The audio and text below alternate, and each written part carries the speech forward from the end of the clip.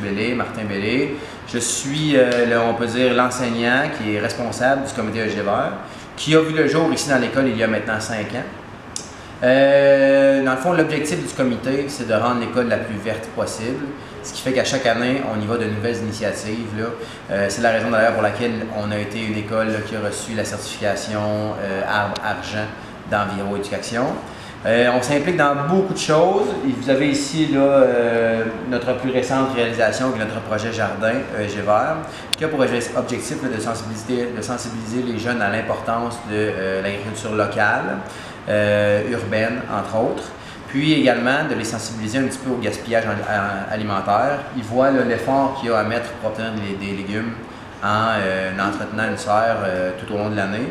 Puis là, la prochaine fois, ils se pensent à 2 fois avant d'acheter un concombre à la maison, par exemple, parce qu'ils passent au travers d'une année complète là, à investir pour récolter quelques légumes. Également, les plants qui vont être produits là, par nos élèves sont distribués à la communauté, autant aux enseignants ici dans l'école qu'aux élèves, tout ce qu'on a à distribuer comme plan.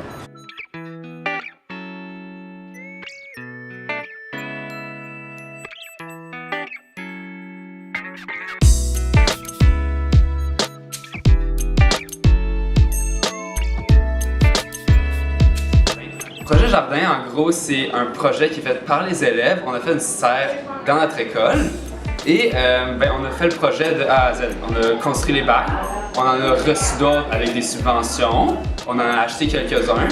Ensuite de ça, c'est les élèves qui sont occupés de mettre les plantes, ensemencer et les entretenir pour ensuite de ça les récolter. Ensuite, les légumes qu'on récolte, on les vend à l'Agora et avec cet argent, on peut subventionner d'autres activités du comité environnement, comme les ruches, les murs verts et autres choses. Donc, l'école secondaire Grande-Rivière a acquis une 3e buvette où on peut remplir notre bouteille d'eau. Comme les tuyaux sont nouveaux, les élèves trouvent que l'eau est meilleure pour nous.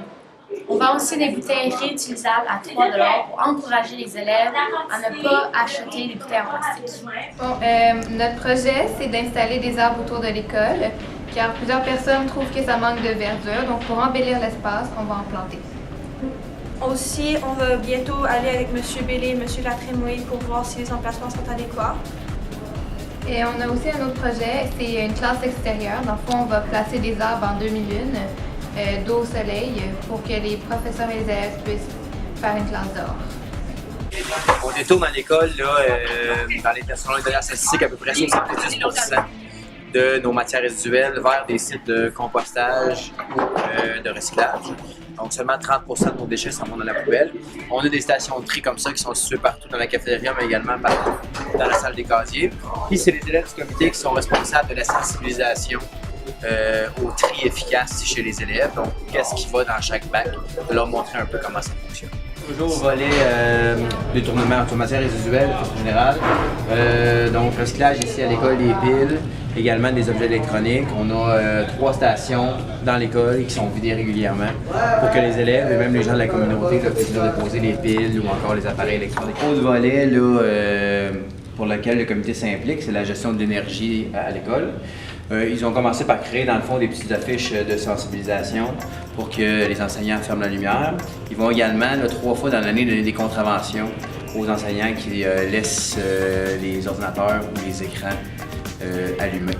Puis c'est une contravention là, qui est agréable, qui s'accompagne des fois d'une petite conséquence de rôle, mais ça fonctionne bien, voilà.